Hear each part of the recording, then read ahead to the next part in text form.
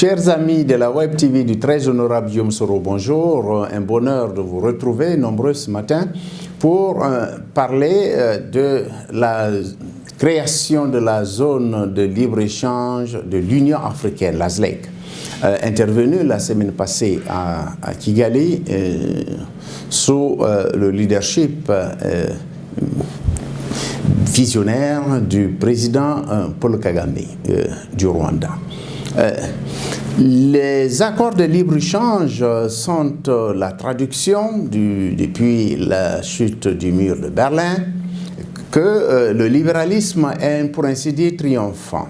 Et il y a beaucoup de types d'accords de libre-échange et l'ancêtre de cette libéralisation du monde, de ce lancement qui est de la mondialisation libérale du monde, c'est depuis 1957 avec les accords intervenus à Rome en 1957 sur le charbon et l'acier entre la France, l'Allemagne et l'Italie et les pays fondateurs, membres fondateurs du traité de Rome et qui plus tard va évoluer, donner le marché commun et ensuite l'Union européenne. Et ensuite, nous avons vu dans les années 90, fin des années 90, l'accord de libre-échange nord-américain, remplissant les conditions de libre-échange, de commerce entre les États-Unis d'Amérique, le Mexique et le Canada, l'ALENA en français. Et dernièrement, le président Obama a lancé le traité transpacifique qui réunissait 12 pays sur la région Pacifique, pratiquement une région qui capte pratiquement lieu de passage de 60% du commerce mondial. Une façon pour l'administration Obama de capter, de contenir la puissance chinoise. L'administration Trump, le président Trump vient de sortir de cet accord, laissant libre cours à la puissance chinoise. Donc, la ZLEC est une initiative heureuse, contemporaine, dynamique qui s'inscrit dans une dynamique historique depuis la fin de la Seconde Guerre mondiale, 1945. Et tout l'ordre commercial international est implémenté de part et d'autre.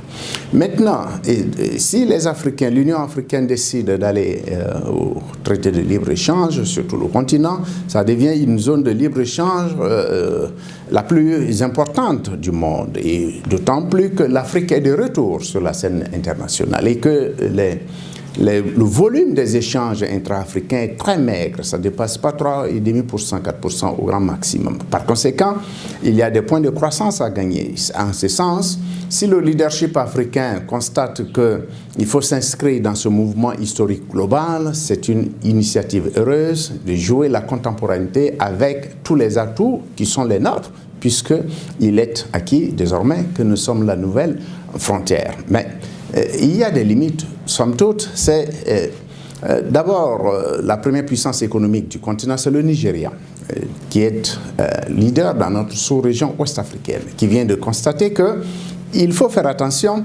Il y a des clartés, des éclaircissements, des précisions à apporter avant que le Nigeria ne signe le document ultimement qui va être ratifié par certains États, au nombre de 22 en Afrique, pour être effectif, pour rentrer en action. Le Nigeria pose des réserves parce qu'il y a des accords qui lient le Royaume du Maroc à l'Union européenne. Et pour les Nigérians, focalisés sur le développement, l'industrialisation de façon endogène, et il y a un réel danger que les Européens utilisent leur accord avec le royaume chérifien comme cheval de Troie pour ainsi déverser toutes leurs marchandises sans droit de douane sur le marché unique africain, en changeant simplement les étiquettes, on le sait.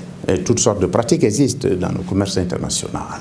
Et donc, cette réserve est majeure et elle est consistante, cohérente. Il faudra regarder comment lever cette contrainte. Et puis, assurément, s'il y a libre-échange, il faudrait aussi que les Africains puissent circuler librement sur leur continent, sur le sol africain, de sorte que non seulement il y aura accroissement du volume des échanges, mais aussi les frottements humains citoyens sur le sol africain pour mieux connaître, pour mieux nous connaître, nous fréquenter, pour les échanges culturels, pour tous ces actes civilisationnels qui confortent l'identité africaine et une habile façon de demain aller à l'unification continentale. Ça doit être absolument l'axe majeur de cette zone de libre-échange continentale. Je vous remercie.